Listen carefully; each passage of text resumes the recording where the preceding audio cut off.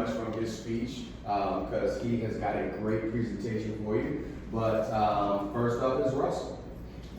Thank you very much, Darrel. Good afternoon, everybody. My name is Russell Goodacre, class of 2014. Crazy that it's already been 10 years since I graduated from here at Lab. I went here from the fall of 2003 to 2014, so I was pretty much almost a lab lifer from start to finish. And I'll go through my speech as we go along, and I'll show you more about my career, my time at Lab, my time at college, undergrad and grad school, and other stuff. Next slide, please. I'll be your mouse right again. Awesome, thank you. So for the agenda, we'll go through a quick about me section, my time at Lab, what my first job was. It does tie into the lab a little bit, who my role model was, and what kind of modern, like my style of work and personality a little bit up with. I'll go into more my college experience at Shepherd in undergrad, Georgetown for grad school, my employment history during college, post-college, and then also about my book that I wrote last year. And then I'll take questions from you guys after that. So a little bit about me. I am from Inesville, Maryland, which is a little sub-community of Frederick, Maryland, which is about an hour here on a good day. We used to take 270 every day, and it was not a great traffic. I know Lisa McMahon can attest to that from being in northwestern Virginia. So did that trip every day. As I mentioned, went to school here from 2003 to 2014. Already talked about my college stuff. I love sports. Played a lot when I was younger. Watched a lot of sports, both DC Baltimore teams. Coached a little bit in college and post-college as well, and I did some radio broadcasts in college as well. I was also involved in Cub Scouts and Boy Scouts. I achieved the rank of Eagle Scout, which is the highest award you can get in the Boy Scouts. Next slide, please. So as we go on through this presentation, I have some photos you guys can see, kind of like, so you guys can have an understanding like who I am. It can relate to you guys better. So I was a student here, how it can apply to you guys during your time here. And then obviously to see what you can be once you graduate from here. So my time at the lab school, I broke this into 3 different parts. So first of all, in 2003, there was no Foxhall campus. Everything was here. The high school was not there. That was there when I graduated, or after I left. What year was the? 2016. 2016, so yeah, it was 2014, so a couple years later. Junior high was up on the 3rd floor, high school 2nd floor. So a lot of things are just different, which is good. All crammed in that building. Yeah. So the library that was up there actually used to be down here in the boardroom area, so a lot of things go with that. The high school wasn't there. The gym was a lot bigger. We had a swimming pool, a weight room. Things had changed, which is fine. And we used to have our palette as our sign out, the new sign there. So when I was in the elementary intermediate program, I was obviously in the, I loved the history of like, we did the club stuff. That was really cool. And also, the Commons was relatively like my high school time, so that used to be the dance room. And my favorite teacher was Steve Johnson. He was a phenomenal dance teacher, and every year they had the African American Heritage celebration at Howard University, and I got to perform in most of those years during between those years. When I was in junior high, we had first time I played sports here. Was on the first junior high boys soccer team. That was a lot of fun. I volunteered with Lab at the Some So Others May Eat charity, which was we feed the homeless throughout the year different parts. So that was a lot of fun to experience volunteering in that regard. In 8th grade, I went to the Grand Teton Science School, which was a week long. I don't know if you guys still do it, but it was definitely a lot of fun. And then in both 7th and 8th grade, I was Lab School's representative for the school level geography meet, where I won this school level and I participated in the DC State Championship later on that year. Then in the high school, kind of still expanding on, like I played a lot of sports, soccer, basketball, track and field. I was a middle athlete of the year my junior year. Had a few all-star appearances for basketball and had some awards for track and field. I was on the student council for 3 years, 2 years as a class representative, like that, and then 1 year as a treasurer. So that was a lot of fun. Vice president. Vice president, very nice. And I also participated in the diversity club that Darrel taught 1 year with Shepherd recently passed away. So, yep. And then I also had a community service award that I got at the very end of the year when I graduated. And when I was in the internship program like you guys are now, I interned at the Key Elementary School, which is a few blocks from here, as a PE teacher, trying to see if I could be a PE teacher or get more involved with like youth and sports. So it was a cool experience, got to embrace a lot of it, and I enjoyed it. So, but I love that our founder, Sally Smith, about her, none of us here, and I really appreciate everything that she did for me and all of us here. So always appreciate what she did for all of us. Next slide, please. So here's some photos. Top left corner, that is my first year here, second grade. Fifth grade on the top middle. Grand Teton Science School here on the top right. Bottom left, that is the soccer championship that we won, the first and only male soccer championship that we ever had here. When I graduated in the gym, this is Sean, shook my hand. And then this is my 2014 class. You know, we're kind of serious, we're kind of goofballs at the same time. So we have a good basic personality, so I love that photo a lot. So there we go. Next slide, please. So my first job at that time, you know, this does involve some lab stuff. So back in the day, we had a senior trip to Disney, which every Lisa and Darrel obviously wouldn't ironically for the Disney trip. So, and we had to pay for flights and hotel stuff. So I had to find a job. So my first job was McDonald's near my house. So I had to learn a lot of customer service, how to handle money, how to work with people on a day-to-day basis. So it was a good learning experience. I got to really embrace what goes on. What's up, David? Fellow high school in 2014. So I want to say hi to David. Hi, David. This is like the best thing ever. So yeah. One of the most important things about McDonald's I learned is that retail workers, especially now with holiday season, we got Thanksgiving, Christmas, New Year's. Have a lot of respect for them. They're going through a lot, and the little things are important, so don't be too mad if they mess something up. Like it's bound to happen for them. It's their first ever job, so whenever you try to order something, be patient and great things with with like Amazon or online shopping. But when you go in person, just have the respect and understand that they're busy, they have a lot of things going on, so it happens. Next slide, please. So the person who I've always admired the most was a man named Calvin Jr. So I'm a big Orioles fan for baseball. And my parents had season tickets back in the day for the Orioles. They had like a partial plan, so they didn't go to every game. They went to most. In baseball, there's 81 home games, so they go to 13 a year. And one of the best players during this time was this guy, Cal Ripken. And he had this really known fact about him where he played every game from May of 1982 to September of 1998. And he was a Maryland guy, played for his hometown team, came through the entire Oriole farm system, and became one of the greatest players ever.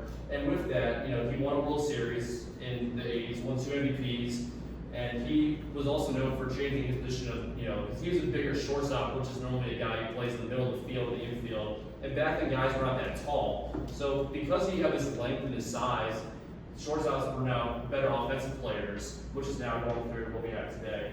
And in his post-playing career, he's done a lot of community service. He founded the Cal Ripken Senior Foundation in honor of his father. So him and his brother Billy run the organization to help kids through sports at schools to be able to play and to learn.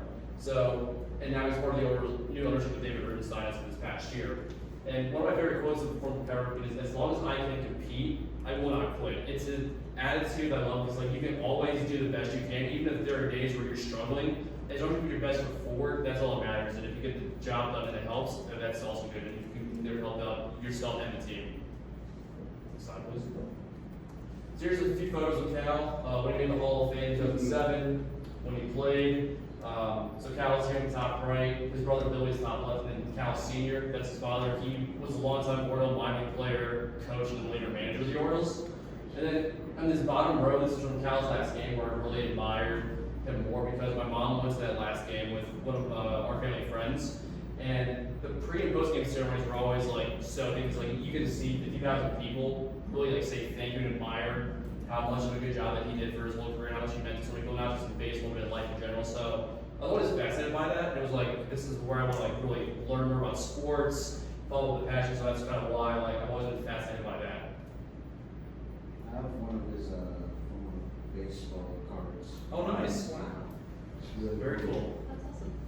All right, so now we're going to my college time. So I went to Shepherd University in West Virginia. It's not too far from here, about an hour and a half on a good day through Frederick and over west. Or if you went to Casino, you can have about 70 miles of that way. That's not convenient, but for a later day.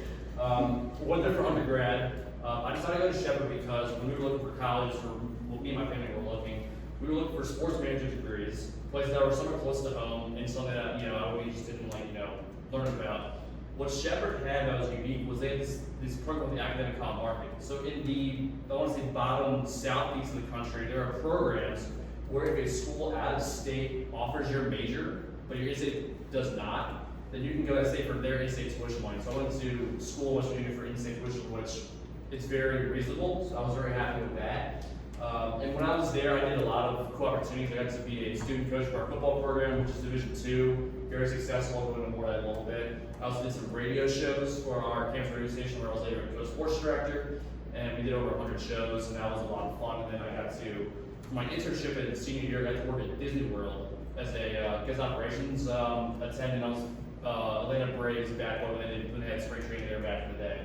And then when I graduated from Shepherd, I started grad school there, ironically, and I helped out their Cheer Support Services division, which helps students with learning disabilities,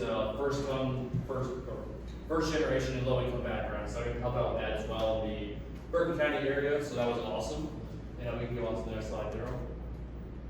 So there's two picture slides in this one. This is the football one in particular. Top left, that is our greatest program win, where we won a semifinal game over a program that was historically dominant. We had to play national championship for the first time. These are my 3 conference championship rings I got to buy and wear since we won those. Funny photo for one of my years. Bottom of that was in Kansas City national championship game, my senior year, and then my first game. So those are these photos. Go to the next slide. And then some more Shepherd stuff in that time period. Senior day with my family, my college roommates, my former co-host. We did a few broadcasts for baseball and women's basketball and men's basketball too. That's the Upper Bound program I was talking about, where I mentored high school students for quite a bit. My graduation day in the bottom middle, and then I was a McMahon Scholar, which is Shepherd University's top academic award for any graduate across any program. Next slide, please. All right, so with that happening, trying to find a job was definitely really hard in sports management. So I was like, all right, if I want to make myself look better for potential companies, I have to go to grad school, which is a very common factor in sports management. So I wanted to stay local or find an online program, so I was going through a search. I found Georgetown University had a really good sports management program right down here in DC. Ironically, we're not on the main campus here, we were more downtown, if you know where Capitol Arena is, and Mount Vernon Square, right in between there. So I got to go to the School of Continuing Studies for the Sports Industry Management program. Did that for 2 years, was a lot of fun. I got to learn from a lot of amazing faculty, but one of the core factors was all the student body was mostly diverse of whether you were domestic, local, international, came from small school, big school. Everybody's perspectives was really cool. I got to learn and bounce ideas off everybody in a unique way, so that was awesome. One of the cool things we have to do is win the National World Series here in 2019. We have to volunteer in a recycling sustainability effort, so we have to volunteer to do that for one of the games. And there were 3 big areas that we learned through our entire program in Georgetown. As you can see here, return on objective, return on investment, and sustainability. So those are the 3 main keys. So going to figure out, if you're going to run a program in sports, how is it going to work from an objective, how is it going to make our community or people better? From an investment standpoint, obviously things take money, so you got to learn about the money aspect too. And then when it comes to sustainability, it's how do we make things work long term as well as short term within our goals. So those are really cool, unique factors to learn. And one of the craziest parts about this grad school time was during the middle, obviously the pandemic hit, so we all went from in person to online. So we all had to make the adjustment, but it was totally worth it, and we all made the most of it. It wasn't totally, perfect, but when you make things happen, you make it happen. We all did the best we could, and I really embraced it. Next slide, please. So here's some photos of my time at Georgetown. So that's the top left is me at the campus in Mount Vernon Square. Also, to say that one there, this is my family last year at the Georgetown football game. My sister went to Lafayette College, went to Lafayette that game, so it was quite ironic. My diploma bottom left, and then we had our commencement ceremony at Nats Park during COVID. So it was really cool, the outdoors, the undergrad there in the morning, ours were in the evening. So it was a lot of fun. This is me bottom right. Sorry for the clear, but you really can't see it, but it's a World Series recycling initiative. That was a lot of fun to do there too. So had a lot of blast with that. So then with that, here's my kind of employment history. Not everything's on. I've done a lot of small part-time jobs and other things. But here are the ones I found the most important. I think you guys can learn from. Obviously, first job at McDonald's. When I was in high school, throughout my summer years in college, I interned at the David Taylor model basin, which is not too far from where my mom works. So I get to scan and shred documents, make it from physical copies into digital copies. So that was cool. When I was at Georgetown, I did a military bowl internship. This thing I put in Annapolis for December, so we got to learn different ticket operations for how a bowl game works. That was a lot of fun. During the pandemic, after grad school, I worked for the Health and Human Services within one of their divisions, like helping out with like local and national responses. And I was deployed to Philly during the height of the Omicron variant 2 years ago, so I had to like give out testing to international travelers for a 3-week period between Christmas and past New Year's. So crazy times. That's an update for another story. And then now I work for the General Services Administration as a program analyst in their Chief Financials Officer's front office, where I do a lot of like budget formulation, administrative tasks, executive editing. So a lot of like behind the scenes work that's like really valuable within the entire agency in our office. Next slide, please.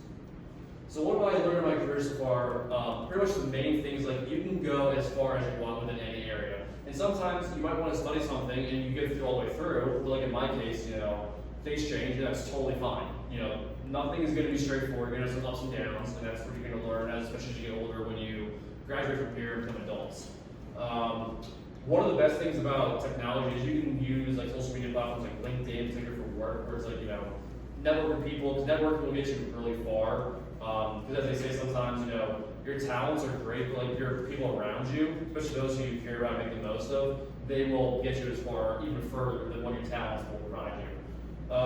If you ever have problems at work, don't be afraid to ask for help. You guys have accommodations, which is something I honestly learned too. And there's times I could have been better here, to be really honest. But as you learn and you become an adult, you have to be more proactive within how you want to get your help. In the workforce, there are these things called reasonable accommodations, which some employers will offer. Federal government has them for all agencies, but you got to work with your supervisor or HR to figure out what would work best for your current situation. And then private sector, I'm not exactly sure, so I'm not going to totally give you any false information on that regard. Work-life balance is totally important nowadays. I work from home full time, so I get to love that. I'm still at home with my family, so we can see them quite a bit. And then I have a regular Friday off, so I get to work 9-hour days, 8 days of a pay period, and 8 days another day. So I love that as well. And then always help yourself at all costs. Don't be afraid to ask for trainings or other materials. It's going to be very beneficial to your career. Next slide, please. So now my proudest accomplishment. I'm going to pull this up. So I am a proud author of my memoir, Tackling Dyslexia and Learning Disabilities, a memoir about myself.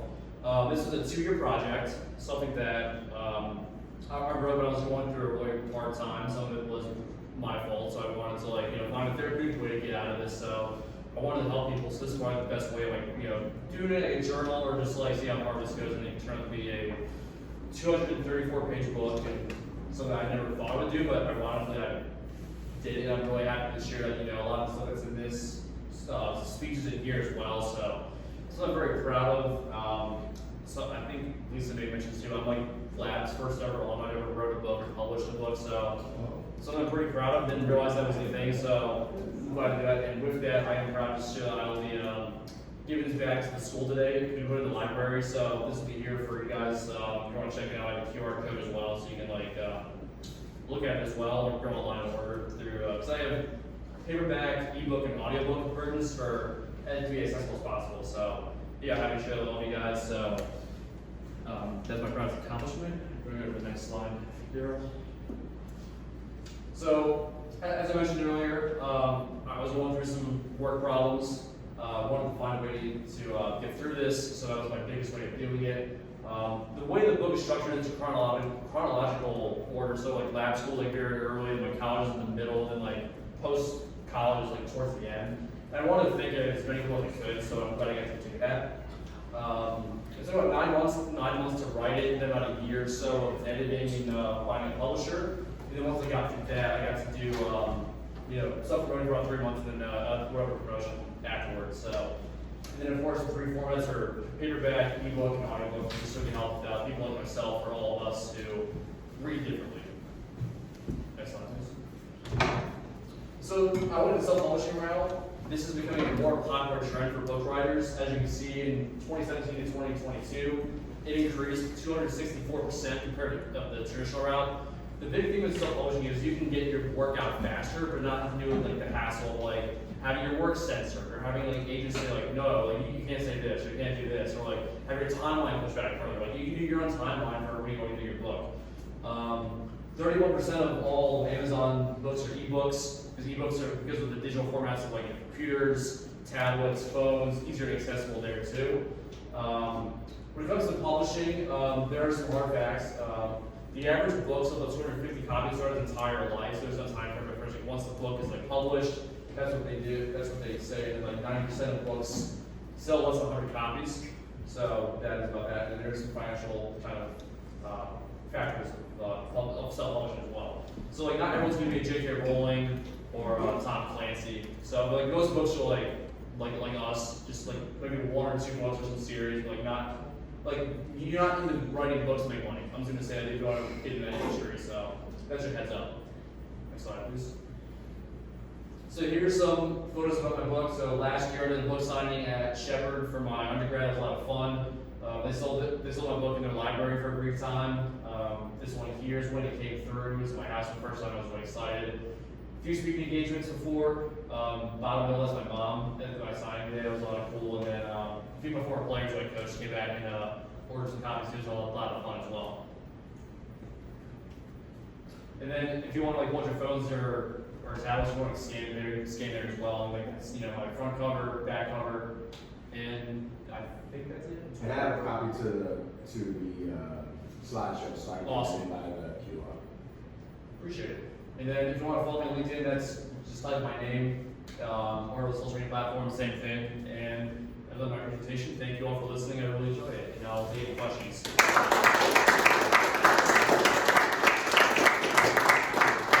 Yes, sir. What was the best study strategy you used in college? Best study strategy in college. Great question. So, my biggest problem is test taking and quizzes. So I would take time to like review all the material as best I can. Like there are some professors who literally record their like test reviews, put them online, so I can listen to it more and more. Because like with my dyslexia, I have like reading comprehension issues. Like I can read somebody, I don't understand like, what's going on. Like if I hear it multiple times, it would click. So that's one of the things that helped me out. Of course, taking time and a half on test taking too with my accommodation letters. So that was beneficial for me as well.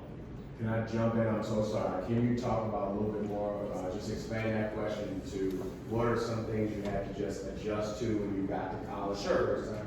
So first time adjusting to college, you will have more time than you actually realize, just in general, because like, one, you're there, two, you're kind of learning what's going on with like, you know, new friends, new areas, so you're gonna have time to yourself, which you probably never realized you actually had until once you get there. So it's gonna be eye-opening, like I know this is hard to comprehend now, but once you get there, it'll make sense then, but like, so you have all of that, and like you wanna establish good habits, both in the classroom, outside of the classroom, what you do with your social life, because there are times where I've seen with fellow classmates where they've gone off to, whether they came to Shepherd or elsewhere, and they just like struggle and they just, you know, they don't recover, and it's just like, you know, you wasted at that point time, money, your parents' time as well, so just be very cognizant of that, because there's a lot of things going on, whether you're paying for yourself or on scholarship. People are like counting on you to like, you know, get through this, especially yourself.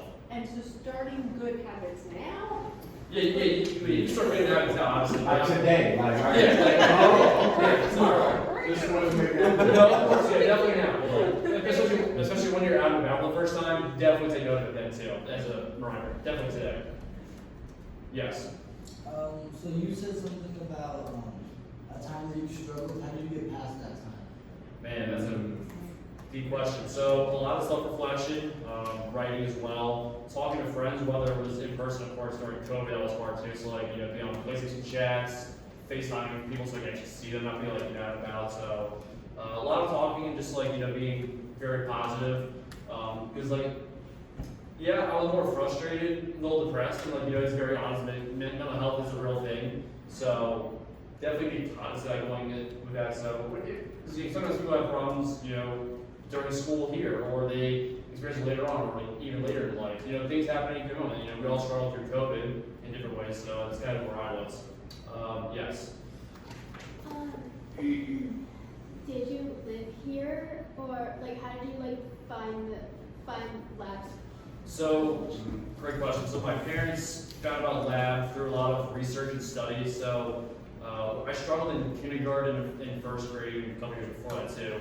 So we ended up getting funded by Frederick County Public Schools. So I was reimburse tuition from here every year, so that's kind of how we found out lab, and I pretty much went here from second year to high school, and of course learning more about like, what Sally was, her philosophy was, what she taught, with all like this stuff here, the AU grad school program and other factors as well, so that's how we found out about lab, and you know, it's been a great fit for me, and you know, I'm glad to come back and still be a part of this community ever since. Yes. What motivated you to push through and to eventually publish your book? What motivated me was like, I felt like, you know, this could be a challenge of like, you know, I never thought I would be writing books, so I was like, you know, let's give it the best shot and see what happens. Like, I had no realistic goals anymore. All right, I'm gonna write a book. You know, I'm not gonna be like a New York Times bestseller. That's not the end goal. I want to help people out, like all you guys here, because you know, you guys can relate to me in some way. I can relate to you guys in the same way. So that's what the main goal of it was. So that was what I really wanted to, you know, especially like publicly thanking my family and friends, just to be like, you know, thanks for being there throughout the entire time. It was more like going back to this question with the mental health thing. It's like another way of just like giving good as well. So that was the main thing about it too. And also like people, I don't think there's many self-reflection books about, you know, this dyslexia or learning differences. You're like, oh, at least I can find an avenue for this too and see what happens. So those are my main reasons. All right, we'll go with David. We'll go with you. Sorry. Okay, I think my question will be quick. How many copies of your sold? So I sold read something about it. I sold 130. So I'm a little over the 90% as I kind of showed in the graphic. I don't want to be like too crazy about it, like to be humble about it, but you know, it's definitely cool across all formats. So I'm very happy about it. Yes, you have a question? Yes, this is more of a funny question. Who won the game between Lafayette and Georgetown? Well, yeah, I had to sit there.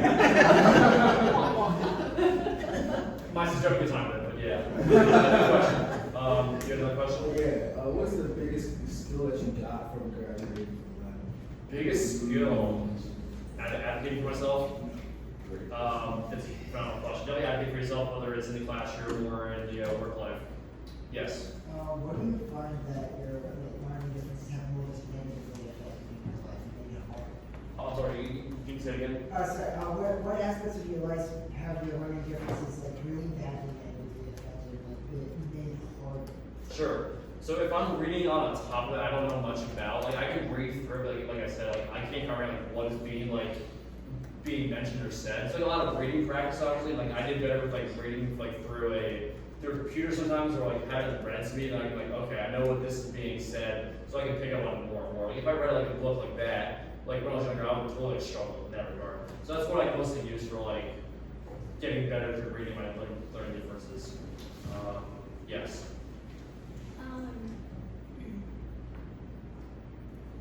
How did you know from like a young age that you had dyslexia or ADHD? Phenomenal question. So when I was 3, I went to a small Quaker school near my house, and my preschool teacher called on immediately. There were like some social issues. There were things where like she could tell me, I was like, yeah, I think your son has dyslexia. We got tested, and really there. It was like, that's how we know. So it was like a really quick and like early stages of like knowing what's going on. So that was like very beneficial being caught early, and you know, helped out quite a bit. How were you able to, like, during your years of school, like, how did you cope with having dyslexia and ADHD at the same time? So I don't have ADHD, so I'm more I'm always have dyslexia, like the reading comprehension side of it. So it's more like under the one umbrella. So it was, I guess I don't want to say easier, but more like easy for me to like understand, like concentrate, like where I need to like focus on. So that's kind of where my strategy was with that. And I'd like to jump in, just remembering Russell as a student, being just really organized, like really a really mature student. So organized in your schoolwork, asking for help, making sure that he was using strategies. Those are the things that I remember. Thank you. Yeah. Anyone have any questions? Oh, yeah. We'll do like one more and then I'll give it over. What do you think was the most personal, like, goal that you accomplished besides your book? Ooh. Man. Probably graduated from Georgetown. It's like Georgetown's a big name school, and you know it's very big. Everyone knows it here. Just it aligns with like my personal values in a lot of ways, and just you know realizing you know I actually came back to the area in a way ironically, just like okay, it's like a full circle. It's like you know graduating college from Shepherd was amazing. Like graduating with a grad school degree from Georgetown was like through the roof, like astonishing. So I was like, kind of shocked and proud of something. So I was like, you know, I'm very proud of that too. Great question. And thank you all again. I really appreciate your time, and I'm happy to come back. So thanks.